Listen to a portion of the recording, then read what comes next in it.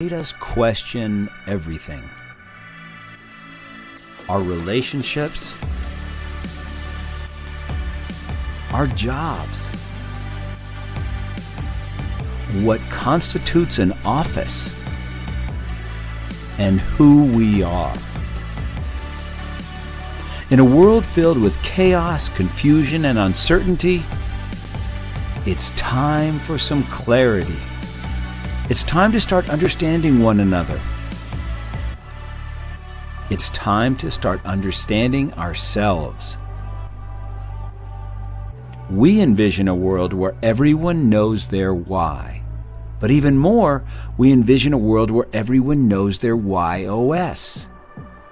Their why, their how, and their what.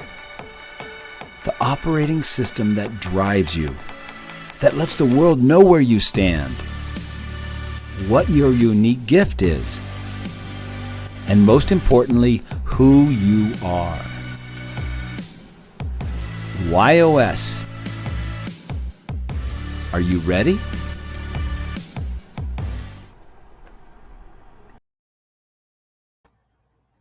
Hello and welcome to Why Not Wednesday. We are so excited today. I've got an old Albuquerque friend of mine that via Denver, via Albuquerque, and now he's on the West Coast. But Kurt Von Ahnen is our guest today. And if you guys have been following my LinkedIn post, he's a guy that gets stuff done. And there's another word that we can use in there, and we'll let him use it if that's how he wants to use it. But you know what? He's a guy that gets stuff done, and we want to talk to him. So he's a business consultant, he's a speaker, he's a trainer. He's a guy who is tech friendly, and he helps businesses grow in productivity, efficiency, and profit. So if you're a business owner and you want to grow in productivity, efficiency, and profit, and who doesn't? It doesn't matter. I don't care how good you are. Those are things you can always improve on. This is the guy you want to be talking to. His WHY.os is to make sense of the complex and challenging.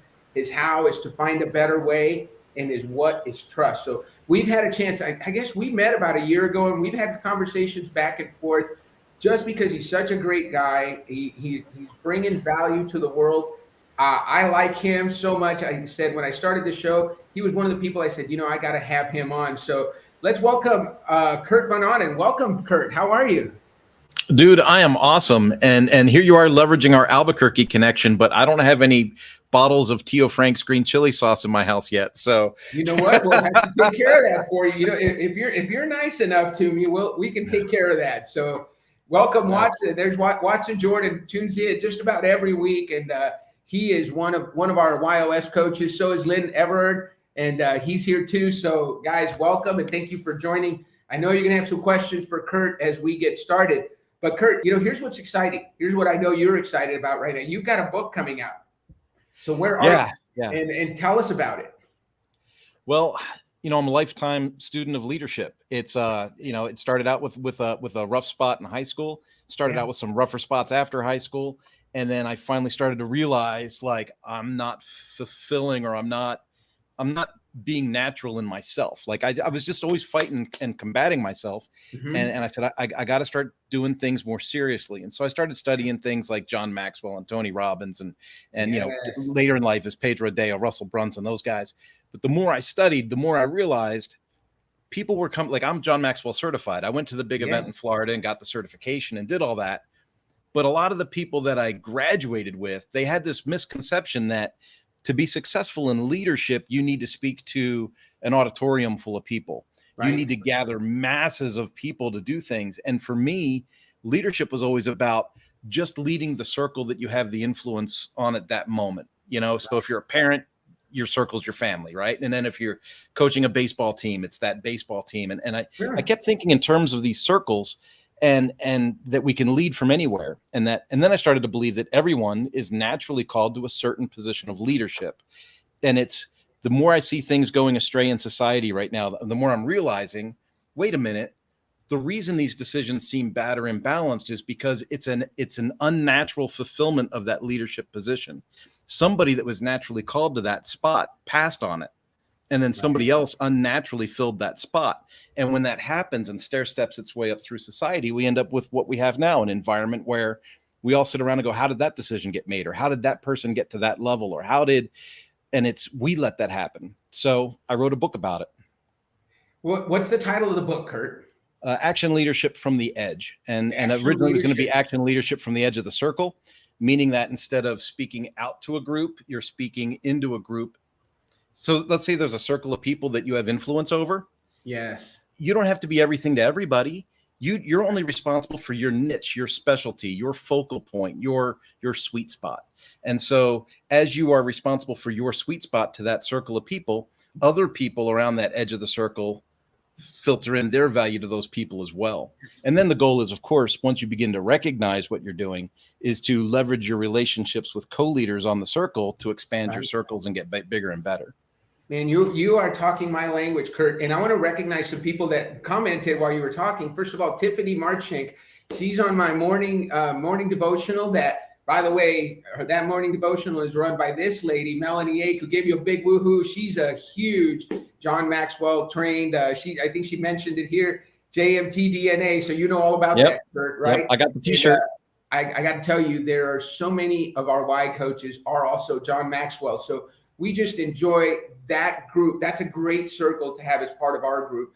And you brought something great up. We talk about the circles that we're a part of, whether it's your prayer group or it's the masterminds that we participate in, the people that we're involved in, the influence we have. But you mentioned something that's really, really important. You said, when someone doesn't fill that position, the person that's supposed to be, then the wrong person fills it, right? Yep. And that's their steps. And I hear this all the time. I know a lot of high quality people, New Mexico, that I say, that guy is so good, he should be governor or he should be our senator. But the best people are staying away from those very difficult roles because of the politics, because of what they would have to put their families through.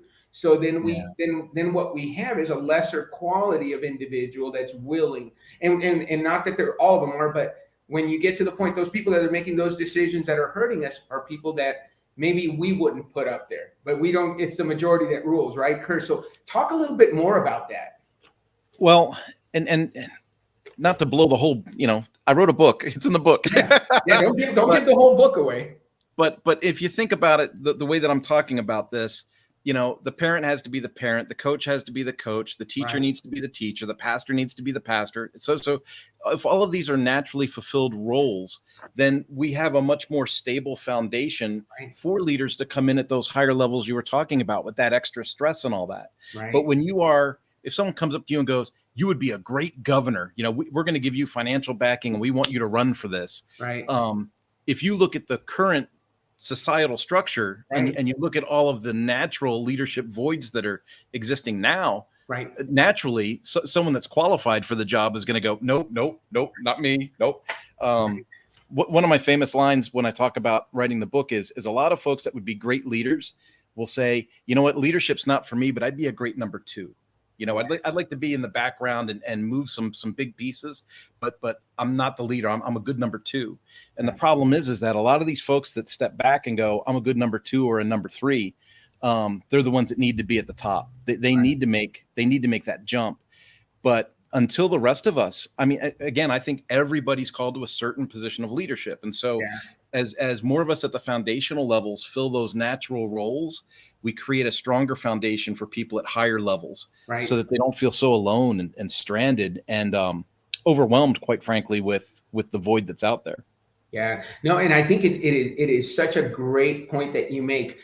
Sometimes we're called to step up, right? As much as you want to be number two, number one might be exactly where you're going to make the most difference. Let me recognize Jerry Fletcher. He said he's ready for this. Thank you, Jerry. He's out on the West Coast. And then Watson Jordan, when you were talking about your high school days, and he said, be true to yourself for the win. So I want to make sure and recognize that. And then Melanie talks about the fact that we talk about this every morning. Leadership is influence. Well, she's a John Maxwell DNA person, so she understands the leadership is influence, nothing more, nothing less quote from John.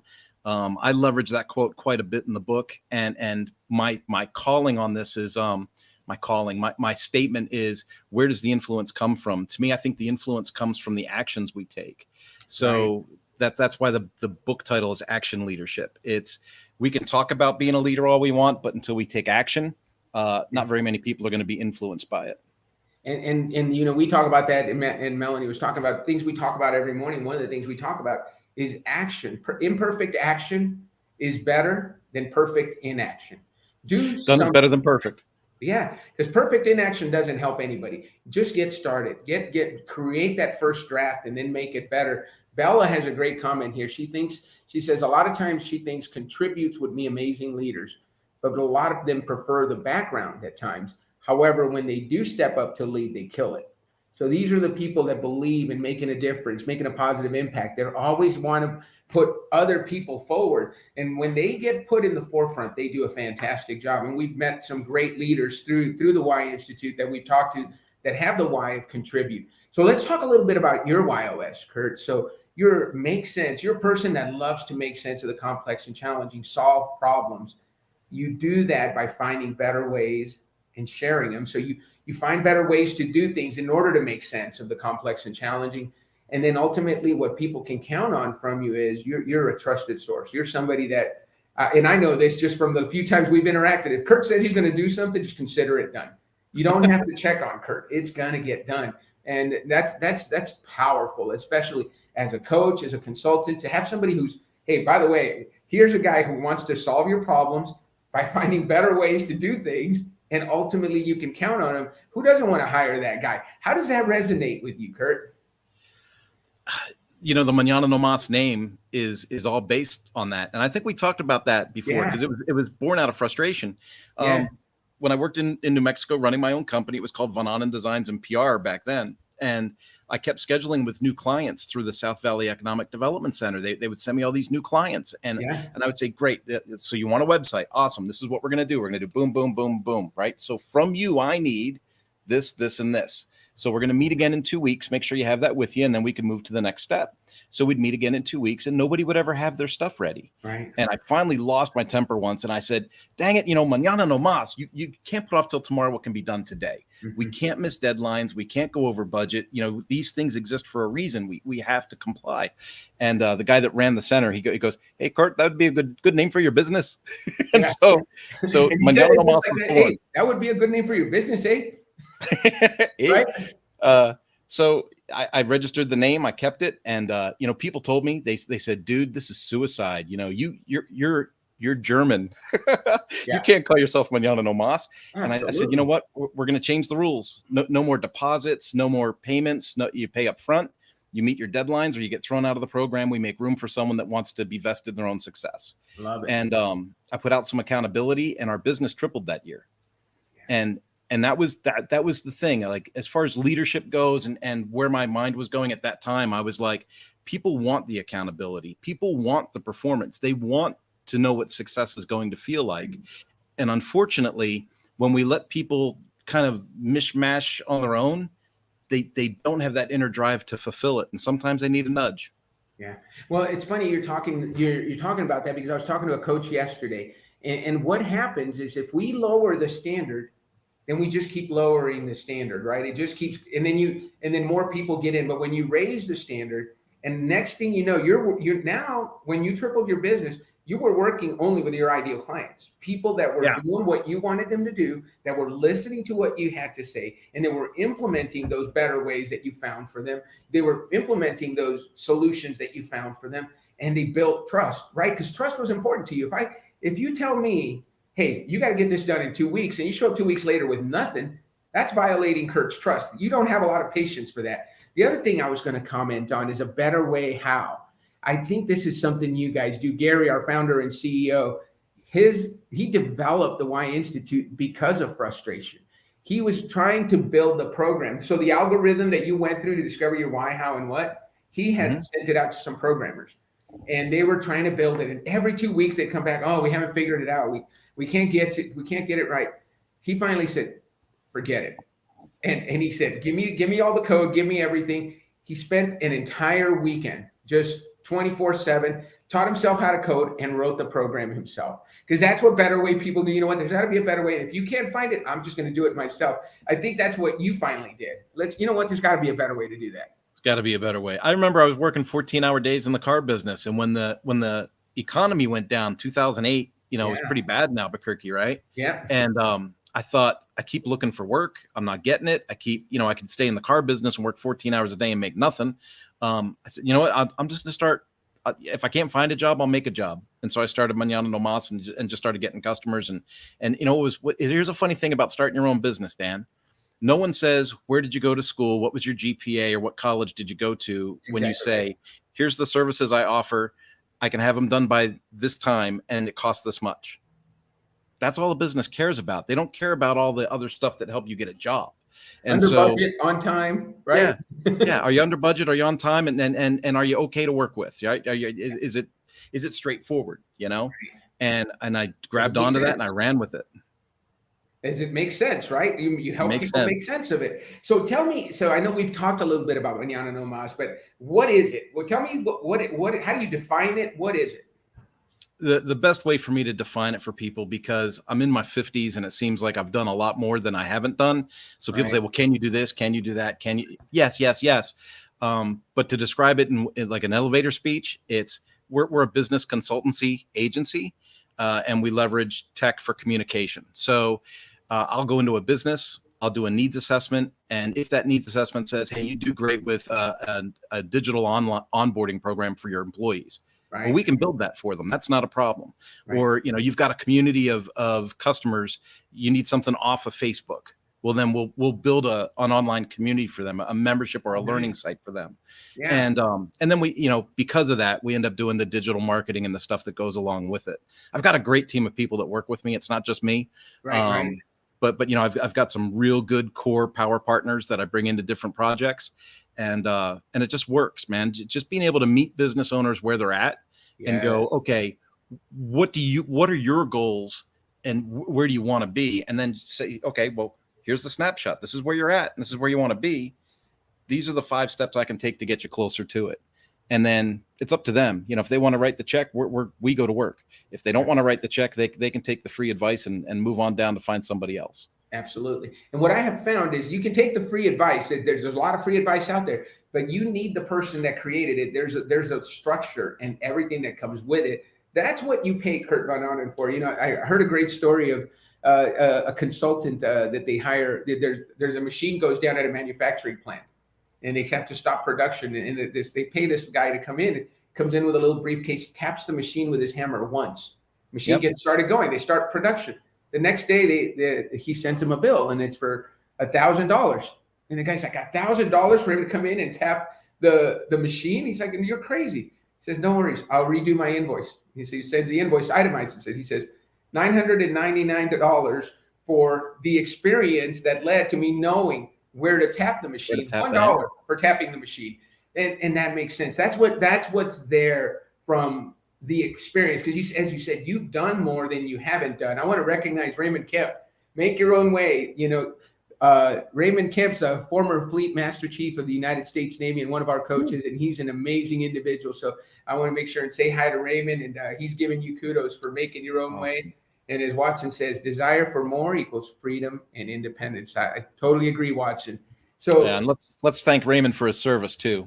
Absolutely, Raymond is he's got an amazing story. He's been on the show, Kurt. He's on our podcast too. So if you get a chance to listen to him, not a bad guy to connect with. He's got an amazing story, and he's doing some amazing things with he was appointed to the National Battle Monuments Commission by the president. So he's going around making sure our battle monuments are kept in great shape, and part of making sure we keep the right ones, especially in this cancel culture where some monuments are going away. We've got Raymond to protect the national monuments. I was doing good. I was tightening my lip on that one. I wasn't going to make any comments. Yeah, it's hard, right? yeah. We're living in some really strange times. Yeah, well, we love Raymond, and if you get a chance to meet him, he is a quality, wonderful individual. Tell me this, and Kurt, you've probably had a few of these. What's been your biggest why not moment? That's the title of the show. We always want to ask, tell me about a time when you said, why not? You went for it, and you got some great results. I have a signature talk where I was actually asked to leave high school about 3-4 months before high school ended. Oh, and that's always a unique one, right? Because this is before childhood protective services and stuff like that. I just got pulled in a room and told, hey, you're behind on your tuition and we're just going to let you go. And I was, as a single parent household that I came from and all that, I was helping pay bills and all these. And I thought it was so bizarre, right? Because I thought this is weird because it can't be about money. I mean, they've got kids they bus here for free, so I was like, it can't really be about the money. And I said, well, I'm sure we can work something out, and the disciplinarian at the school said, well, Kurt, it's not just about the money. It's about your attitude, and I said, okay, well, I guess I'm going to leave then. And he goes, well, and just one more thing. He says, a kid like you is never going to amount to anything in this world. And that was the last thing he said to me before I left.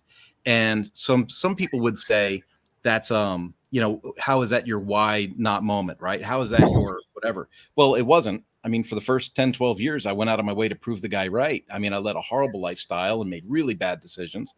But then I would say maybe 12, 14, 15 years later, it was kind of the kick in the pants to like, wait a minute, I'm not who they said I was. I'm not that person. I can overcome and I can be whatever I want to be. And then the next why not that's positive is when I ran Manana Nomas, Ducati North America was my biggest client. And I grew up loving motorcycles. I started riding bikes when I was 6 years old. Wow. And now I got a company telling me, hey, can you go to Italy real quick and learn about the new models and teach all the mechanics in the United States about it? And you're going, yeah, I might be in a little bit over my head, but I'm pretty sure I can figure this out along the way. Yeah. And ended up making some really great strides in that position for the company. I mean, we came out with an electronic diagnostics program. We came out with all kinds of stuff that wasn't even on the chalkboard when I got the job. Yeah. But through, again, finding a better way, right? It's like, you went in and solved the problem and you found a better way. I mean, that's living your WHY.os. And hey, I want to recognize Ada Joe. So she is just brand new, by the way. So Raymond, Melanie, Watson, everybody say hello to Ada Joe. She's going to be joining us here in the next few months as a newly certified Y coach. So we want to welcome her. And I know she is very excited to be part of the team. Melanie says fun interview. So I know she's enjoying this. Kurt, that is so cool that you are, that you shared that story about, who you were isn't who people said you were. And you didn't change, right? It's not the fact that you had to change. It's that you lived into who you are. And Gary and I were having this conversation yesterday. So tell me if you agree with this. When you find out discovering your why is not about changing. It's about living your strengths. It's about understanding, hey, man, Kurt solves problems. It's something he does. That's his superpower. He finds better ways, and he is trustworthy as the day is long. And those are things you can't take away from Kurt. Once you understand your why, you can amplify the strengths. Yes. I mean, you can read the book Strengths Finders all you want, but if you don't understand how you're wired or how you can employ those strengths, you can find yourself, trying to tread water quite a bit instead of making distance. Yeah, exactly. And you don't realize it. How many of us, and Melanie knows, we were both on that corporate hamster wheel for a long time. So we didn't do what you did. You went out. Either way, we all ended up at a great place. But I took the corporate route, and you could say it was an easy route. I knew how to interview. I had the test scores, the MBA, all that stuff that gets you to those places. Then you realize, you wake up one day, it's like, this isn't what I love doing. What I love doing is connecting with people. What I love doing is helping people succeed. What I love doing is doing things differently. And being in a corporate environment didn't feed that. And you're the same way. You started down the path that led you to some stability. But those 14-hour days weren't fun. No, you weren't having fun those 14-hour days. I bet you probably put in 16-hour days today, and they don't even feel like you're working. I actually control myself much better than that now, Dan. Well, then that's something we want to hear about. Tell us. In fact, about 3 months ago, I was doing, I don't know if you know this or not, but I went live on LinkedIn and on YouTube every day for 2 years. It's kind of like a social experiment, right? That's one of the times we met. We were during your streak. And this thing was going off like crazy when I was doing one of my lives about 3 months ago. Just ding, ding, ding, dong, buzz, buzz, buzz. And I thought, you know what? I don't have a boss. I mean, I have clients, but I don't have a boss. Nobody needs to reach me that badly. Like, I had given myself over to something that wasn't there to take, that I should have given myself to. Right. So I reset the phone and I took all the social media out of it. everything. All it does now is emails and phone calls. And my life changed. So now I use social media for work. I don't use social media all the time. I use it for work. So when I'm working, I'm here in front of the computer. I'm in this little work area, and I have access to everything through the PC. As soon as I turn the computer off and go in to spend time with my family and cook dinner or watch TV with them in the evening, it's over. It's done until the next day. And to be able to steal that time back, that kind of that recentering, right? Like if I want to go mountain biking, like if I get to a point where I'm staring at the computer and nothing's happening, I realize I need a physical outlet. My mental outlet is done. So I get a physical outlet. I go mountain biking for 2 hours. I come back and I knock out 2 days worth of work in an afternoon. Oh yeah. But it's just, you have to be able to know yourself. You have to recognize your current state and then execute accordingly. That is, put that in as a golden nugget. Joe Ake, record that and let's put that in the highlight video. One of the things we'll do, Kurt, at the end of the show is our partner, Joe Ake Studios, edits the videos, and he'll take some clips and he'll create a file, and you'll have access to the clips in the whole show. But I want that in one of the clips. Turn off the phone, take off the social media, so that if somebody needs to reach you, they're going to text you or call you, and that's it. And if you want to surf, you can surf, but no LinkedIn, no Facebook, no YouTube, all of that stuff that steals time away. Because how often are we in front of somebody having a great conversation and that buzz, and you can't avoid it, right? That is really cool. Let's recognize two. So Raymond Kipp's got two. I'm going to recognize him twice. He said, walking in power. That's great. Love that. And I agree with him. And then I love Lynn's comment with regards to the why. Your weaknesses won't change the world, but your strengths combined with your why can. So, our team is giving you a lot of love here. So let me ask you this. How has discovering your WHY.os impacted your personal life? Are you doing anything different since you figured out how you operate in your why, your how, and your what? Just to be blunt, Dan, and really transparent, I think, and bear with me, and people might think that I'm talking out of some other orifice, but I'm ahead of the curve a lot. Like a lot of my projects are way ahead of their time. Like I had an online power sports magazine before magazines weren't, when they were in print. Right. So everyone said, well, where's it printed? Well, it's not, it's online. Well, that's never going to work. Right. I had an online motorcycle accessory store called Rainy Performance Products. Never got off the ground because I didn't have a brick and mortar store. And so you see how I'm saying these things. It's like, because now you're thinking back and you're going, well, that doesn't make sense because that's the only way to do business now. Right. So like when I launched this Power Sport Academy thing, I launched that at the beginning of COVID to be dealer direct and have dealer focused training for people in the power sports industry. And people aren't signing up, like at least not the way I thought they would. And I'm realizing I'm ahead of the curve. And the WHY.os helps me to realize that, my ability to make the complicated more simple and to find a better way and to build trust, all of that takes time. Mm-hmm. And I might be 2, 3, maybe 5 years ahead of the curve for what that audience is going to be due for. And I just have to build the patience for that, which I didn't. So earlier I may have said, oh, look, another failure. Yeah. Right. But now instead of saying, oh, another failure, I go, I'm early to market again.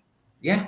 Just hold on to that and keep going, right? Yeah. And Bella, you got it. Bella says, makes sense. People are usually way ahead. You have an uncanny ability to process stuff and understand it way faster than everybody else. That's your superpower, and that's you're absolutely right. You're going to be ahead of the curve a lot of times, and so you just got to have some patience for it. And Ada Joe says, Raymond Kemp, thank you. Oh, so she's giving Raymond Kemp some kudos. Ada Joe, welcome.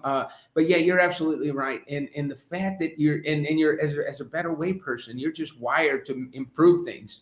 That's probably what you've always done. And then at the end of the day, man, what a great somebody you can count on. So I've just enjoyed this time together, Kurt, and I can't wait to be on your show and to share our networks with each other. I know everybody, all these comments, I know some of these folks are going to be reaching out to you. I want to make sure we bring you, we're having our annual conference in September in Albuquerque. So we're going to bring all our coaches from all over the world to Albuquerque. So I'll make sure and get those dates to you. Maybe we can have some green chili for you while we do that. I was gonna say I could smell that green chili roasted. I'm not going to tell you, but I'm about to go have a green chili cheeseburger for lunch when we're done here. Late lunch for me, but I can't wait. And you know what? Let's trade addresses, and I'll get you some green chili over to your neck of the woods. And I think with that, what do you say we wrap it up, Kurt? Why not?